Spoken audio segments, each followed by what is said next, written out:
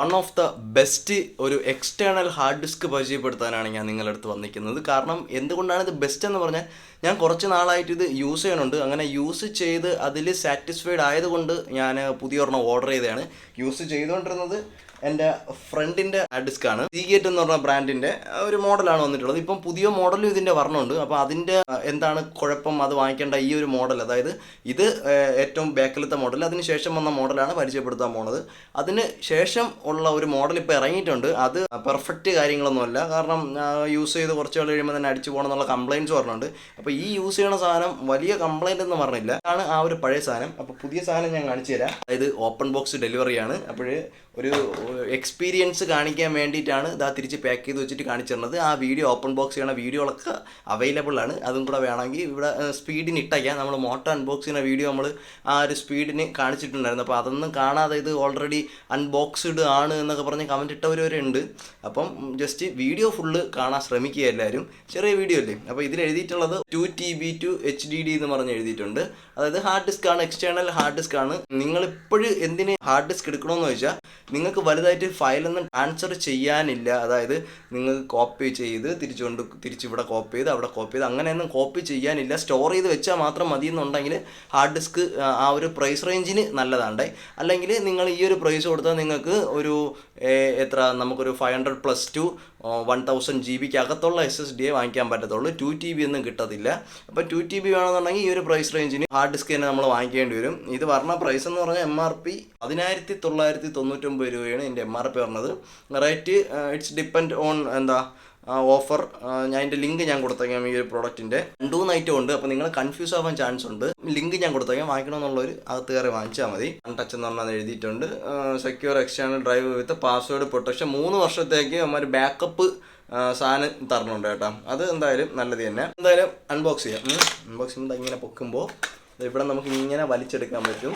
വലിച്ചെടുക്കുന്ന സമയത്ത് ഇതിനകത്ത് കുറച്ച് കാറ്റലോഗ് കാര്യങ്ങളാണ് ഉള്ളത്. ഇത് യൂസിങ് എങ്ങനെയൊക്കെയാണ് എന്നൊക്കെ പറയണ ഒരു ബുക്കാണുള്ളത്. അതൊന്നും നമ്മളാരും നോക്കാറില്ല. ലാപ്ടോപ്പ് അപ്പം നമ്മുടെ ലാപ്പിന് വേണ്ടിയാണ് ഈ സാധനം വാങ്ങിച്ചിട്ടുള്ളത്. അപ്പോൾ എന്തുകൊണ്ട് നമ്മളിത് SSD ലാപ്പിന് അപ്ഗ്രേഡ് ചെയ്തില്ല എന്ന് പറഞ്ഞാൽ, വാറണ്ടി പീരീഡിനകത്ത് നമ്മളിത് ഓപ്പൺ ആക്കുകയാണെന്നുണ്ടെങ്കിൽ ഇതിൻ്റെ വാറണ്ടി കട്ടാവുന്ന ഒരു കിംവദന്തി ഉണ്ട്. അപ്പോൾ ഞാൻ സർവീസ് സെൻറ്ററിൽ വിളിച്ച് ചോദിച്ചപ്പോൾ അവർ പറഞ്ഞു അങ്ങനെ കട്ടാവില്ല എന്ന് പറഞ്ഞു. നമ്മളെ സമയം നല്ലതാണോ അവരുടെ സമയം നല്ലതാണോ എന്നൊന്നും അറിയത്തില്ല. ഇനി തുറന്ന് വല്ലതൊക്കെ പറ്റുന്ന സമയത്തായിരിക്കും നമുക്ക് പണി കിട്ടണം. അതുകൊണ്ട് അതിന് ഞാൻ മുതിർന്നില്ല. പിന്നെ കുറച്ച് നാൾ കഴിയുമ്പോൾ എന്തായാലും നമുക്ക് ഈ സാധനം അപ്ഗ്രേഡ് ചെയ്യേണ്ടി വരും. നമ്മളിപ്പം എഡിറ്റിങ് മാത്രം ഫോക്കസ് ചെയ്യുന്ന സമയത്ത് നമുക്ക് മാക്കിലോട്ട് പോകേണ്ടി വരും. അല്ലെങ്കിൽ നമുക്കൊരു ഗെയിമിങ് അത്ര പെർഫെക്റ്റായിട്ട് നമുക്ക് സ്ട്രീം ചെയ്യണം, അങ്ങനെ 4K ഔട്ട് കൊടുക്കണമെന്ന് വെച്ചാൽ നമ്മൾ ഒരു കിടിലം PC ബിൽഡ് ചെയ്യേണ്ടി വരും. ആ സമയത്തൊക്കെ നമ്മൾ പൈസ മുടക്കി ഇതിനകത്ത് SSD വാങ്ങിച്ചിരുന്നത് നമുക്ക് നഷ്ടമായിരിക്കും. അതുകൊണ്ട് ഇതൊരു എക്സ്റ്റേണലി ഒരെണ്ണം വാങ്ങിച്ചു വെച്ചാൽ എപ്പോഴായാലും നമുക്കിത് യൂസ്ഫുൾ ആയിട്ടേ ഇരിക്കത്തുള്ളൂ. അത് സെയിൽ ചെയ്യുന്ന സമയത്ത് നമുക്ക് അതൊരു നഷ്ടം വരത്തില്ല. ദെൻ ഇത് നല്ല കട്ടിയുള്ളൊരു പാക്കിംഗ് ആണ് കേട്ടോ. ഭയങ്കര കട്ടിയുള്ളൊരു പാക്കിങ്ങാണ്. അത്ര കട്ടി പറഞ്ഞത് തന്നെ ഈ ഹാർഡ് ഡിസ്ക് അനങ്ങാതെ സൂക്ഷിച്ച് തന്നെ വെച്ചേക്കണം എന്നുള്ളൊരു ഇതിന് വേണ്ടിയാണ്. അപ്പോൾ നിങ്ങൾ കണക്ട് ചെയ്താലും എടുത്തിട്ട് വലിച്ചു പിടിക്കാനൊന്നും നിൽക്കല്.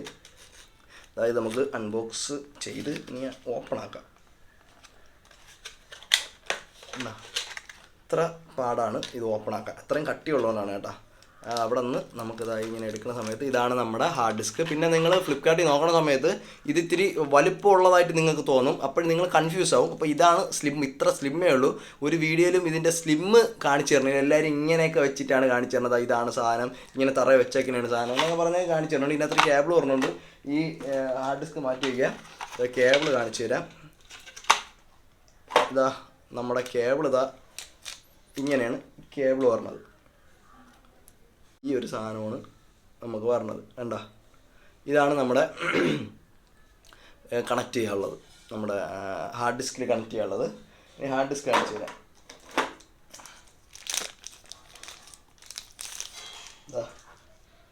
ഇതാണ് ആ ഒരു ഹാർഡ് ഡിസ്ക്.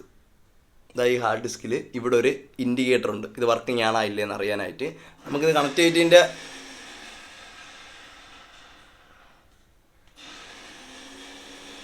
മിസ്കി സൗണ്ട് കേൾക്കാമോ? ഇത് ബോയയുടെ മൈക്കാണ് വെച്ചേക്കുന്നത്, ബോയ MM1. ഇതാണ് പഴയത്, ഇത് പഴയത്, ഇത് പുതിയത്. രണ്ടും കാണാൻ ഏകദേശം ഒരുപോലെയാണ്, പക്ഷേ വ്യത്യാസമുണ്ട്. നമുക്ക് വ്യത്യാസം ആദ്യം തന്നെ പറഞ്ഞുതരാം.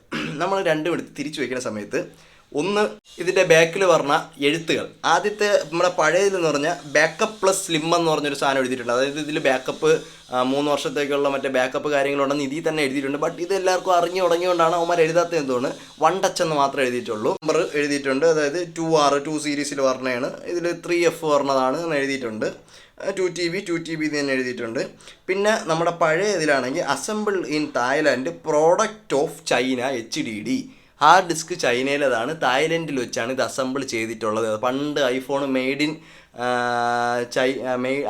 In Taiwan, made in USA assembled in ചൈനയോ അങ്ങനെ എന്തിട്ടൊക്കെയുള്ള സെറ്റപ്പാണ് മുമ്പ് ഐഫോൺ വന്നുകൊണ്ടിരുന്നത്. പിന്നെ ഇതിനകത്ത് വരുമ്പോൾ product of China HDD assembled in Thailand തിരിച്ചെഴുതിയിട്ടുണ്ട്. മനസ്സിലായ? മകളിലത്തതും താഴത്തതും തല ഉത്തരം എഴുതിയിട്ടുണ്ട്. അപ്പോൾ ഇത് ആദ്യം ഇറങ്ങിയതും ഇത് അതിന് ശേഷം ഇറങ്ങിയ മോഡലുമാണ്. ഇതിന് ശേഷം പറഞ്ഞ മോഡലിൽ ഈ ഒരു ലോഗോ എന്ന് പറഞ്ഞത് ഇവിടെ ആയിട്ട് വരും. അത് ഭയങ്കരമായിട്ടുള്ള ബാഡ് റിവ്യൂസാണ് വന്നിരിക്കുന്നത്. നിങ്ങൾ വേണമെങ്കിൽ പറഞ്ഞത് നമുക്ക് പറയണ്ട, നിങ്ങളത് പറയണ്ട. എനിക്ക് എൻ്റെ പൈസ ഇല്ലടാ എടുക്കാൻ. എൻ്റെ അപ്പോൾ ഇത്രയൊക്കെ പൈസ കൊടുത്താൽ മോട്ടോയിലെ പൈസയെ പോയിരിക്കണം. ഇപ്പോഴാണ് ഇനി അടുത്തത്. ഇയറിൽ മാനുഫാക്ചറിങ് ഇയറിൽ മാത്രമാണ് വ്യത്യാസം. 2021 മോഡലും 2024 മോഡലും. അപ്പോൾ അത്രയേ ഉള്ളൂ ഇതിൻ്റെ വ്യത്യാസം. പിന്നെ ഇതിന് വേണ്ടി പിന്നെ WDയുടെ സാധനമൊക്കെ പറഞ്ഞുണ്ട്. അതൊക്കെ ഹീറ്റിംഗ് ഒക്കെ നല്ലപോലെ പറയുന്നുണ്ട്. അപ്പോൾ ഇതും എന്തായാലും നമുക്ക് ട്രാൻസ്ഫറിങ് ഒന്നും ഇല്ലയെന്നുണ്ടെങ്കിൽ വലിയ ഹീറ്റൊന്നും വരാൻ ചാൻസ് ഇല്ല. ബട്ട് നമ്മളൊരു USB ഫാനൂടെ വാങ്ങിച്ച് ഇങ്ങനെ വെച്ച് കൊടുക്കുകയാണെന്നുണ്ടെങ്കിൽ ഇത് അത്യാവശ്യം നല്ലതായിട്ടിരുന്നോളും. ഇനി ഇതിൻ്റെ ഫയൽ ട്രാൻസ്ഫർ ചെയ്യുമ്പോഴുള്ള സ്പീഡ് കൂടെ നോക്കാം. ഓക്കെ, ഹാർഡ് ഡിസ്ക് കണക്ട് ചെയ്തപ്പം ഇങ്ങനൊരു വിൻഡോ നമുക്ക് ഓപ്പൺ ആയിട്ട് വന്നിട്ടുണ്ട്. ഇപ്പം നമുക്കിവിടെ കാര്യങ്ങളെല്ലാം ഒന്ന് ടൈപ്പ് ചെയ്ത് കൊടുക്കട്ടെ. നമുക്കിവിടെ രജിസ്റ്റർ ചെയ്ത് കൊടുക്കാം. രജിസ്റ്റർ ചെയ്യണം. നമ്മുടെ ബാക്കപ്പുമായിട്ട് ബന്ധപ്പെട്ട് എന്തെങ്കിലുമൊക്കെ ആവശ്യമുണ്ടെങ്കിൽ നമുക്ക് നമ്മുടെ സെക്യൂരിറ്റി ഉണ്ടല്ലോ, അതിന് വേണ്ടിയുള്ള സാധനമാണ് കേട്ടോ ഇത്. അത് ഡൗൺലോഡ് ചെയ്യാം. ഇതാ ഇവിടെ S കൊടുത്ത് വിടുമ്പോഴത്തേക്കും നമ്മുടെ സാധനം ഇതാ ഇവിടെ ഡൗൺലോഡ് ആയിട്ടുണ്ട്. ബാക്കപ്പുമായിട്ടൊക്കെ ബന്ധപ്പെട്ടുള്ള ആവശ്യങ്ങൾക്ക് വേണ്ടിയുള്ള സാധനമാണിത്. നമ്മൾ ഓക്കെ കൊടുത്ത് വിട്ടാൽ നമ്മളെ സംഭവം എന്താ നമ്മുടെ എല്ലാ കാര്യങ്ങളും ഇതായിട്ടുണ്ട്. ബാക്കപ്പ് ആഡ് ചെയ്തിടാൻ പറ്റും. നമുക്ക് മറ്റേ സീഗേറ്റിൻ്റെ സെക്യൂരിറ്റി ആഡ് ചെയ്തിടാൻ പറ്റും. അങ്ങനത്തെ കുറച്ച് കാര്യങ്ങളൊക്കെ ഇതിനകത്ത് ചെയ്യാൻ പറ്റും. അത് ചെയ്ത ഉടനെ തന്നെ എങ്ങനെ കിട്ടുമെന്ന് പറഞ്ഞാൽ ഇതാ നമ്മുടെ ഇവിടെ SD കാർഡ് കണ്ട SD 1 ടച്ച് എന്ന് പറഞ്ഞാൽ ഇതാ ഇവിടെ കാണിക്കുന്നുണ്ട്. അതിനകത്ത് ഡബിൾ ക്ലിക്ക് ചെയ്യുമ്പോൾ ഇത് കിടപ്പുണ്ട്. ഈ സ്റ്റാർട്ട് ഗിയർ എന്ന് പറഞ്ഞ് കൊടുക്കുന്ന സമയത്ത് നമുക്കത് ഇവിടെ എല്ലാം സെറ്റ് ആവുന്നതാണ്. അപ്പോൾ ഇത് ചെയ്തില്ല എന്നുണ്ടെങ്കിൽ നിങ്ങൾക്ക് ബാക്കപ്പ് കാര്യങ്ങളൊന്നും കിട്ടത്തില്ല. അപ്പം ഇത്രയേ ഉള്ളൂ. ഇത് സിമ്പിളാണ്. ഓക്കെ, ഇത് എത്ര GB ഉണ്ടെന്ന് നോക്കട്ടെ. പ്രോപ്പർട്ടീസ് എടുത്തിട്ട് 3 GB ഉണ്ട്. റൈറ്റ് ക്ലിക്ക് കോപ്പി എന്ന് പറയുന്ന സാധനം കോപ്പി ചെയ്യുക. ചെയ്തിട്ട് അപ്പം ഡെസ്ക്ടോപ്പിൽ കിടക്കുമ്പോൾ സീലാണ് കിടക്കണം കേട്ടോ. ഇവിടെ അതിനകത്ത് വന്നിട്ട് നമുക്ക് ന്യൂ ഫോൾഡർ ഉണ്ടാക്കാം. ന്യൂ ഫോൾഡർ ഉണ്ടാക്കിയതിന് ശേഷം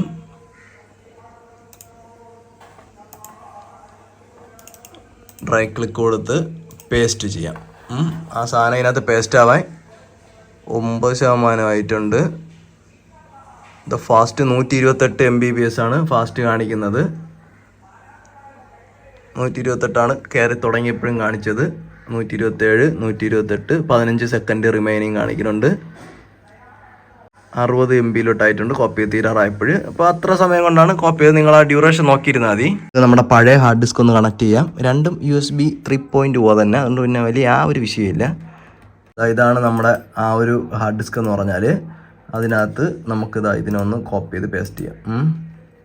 കോപ്പി പേസ്റ്റ്. അത് 7 MB, 8 MB, 15 MB, 22 MB,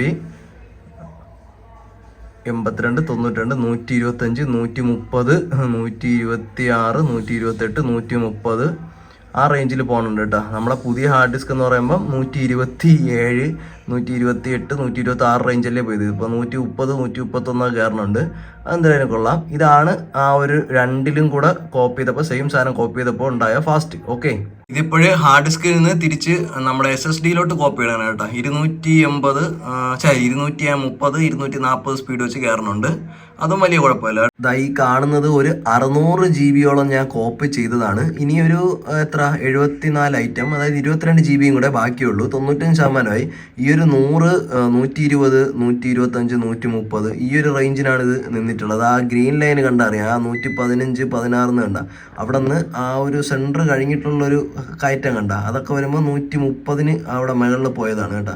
അപ്പോൾ ഈ ഒരു റേഞ്ചിലാണ് ഇതിൻ്റെ സ്പീഡ് പോയിക്കൊണ്ടിരിക്കുന്നത്. എന്തായാലും ഇത്രയും വർഷമായിട്ടും ഈ സാധനം നൈസാണ്. ആണ്. അപ്പം ഇതും നമുക്ക് എവിടെയാണ് അത് അതാ ഇവിടെ കിടപ്പുണ്ട്. ഇത് നമുക്ക് അടിപൊളിയായിട്ട് യൂസ് ചെയ്യാൻ പറ്റും. വാങ്ങിക്കണം എന്നുള്ളവർക്ക് വാങ്ങിക്കാം. നിങ്ങൾക്ക് ഇതാ സൈസൊക്കെ ഇതാ ഇത്രയേ ഉള്ളൂ കേട്ടോ. അപ്പോൾ അതിലൊന്നും ഇനി ഒരു കൺഫ്യൂഷൻ വേണ്ട. അപ്പോൾ ഇതിൻ്റെ കൂടെയുള്ള വേറെ തോഷിബ അതുപോലെ തന്നെ വേറെ ബ്രാൻഡൊക്കെ ആണെങ്കിൽ അത് ഇത്തിരി ശോകമാണ്ടായി. അപ്പോൾ ഇത് കുഴപ്പമില്ല, ലിങ്ക് ഞാൻ കൊടുത്തേക്കാം, വേണമെന്നുള്ളവർ വാങ്ങിച്ചാൽ മതി. എന്തെങ്കിലും ഡൗട്ട് ഉണ്ടെങ്കിൽ ഡു കമൻറ്റ് ഗൈസ്, നമുക്ക് വീഡിയോ ചെയ്യാം. Okay, bye bye.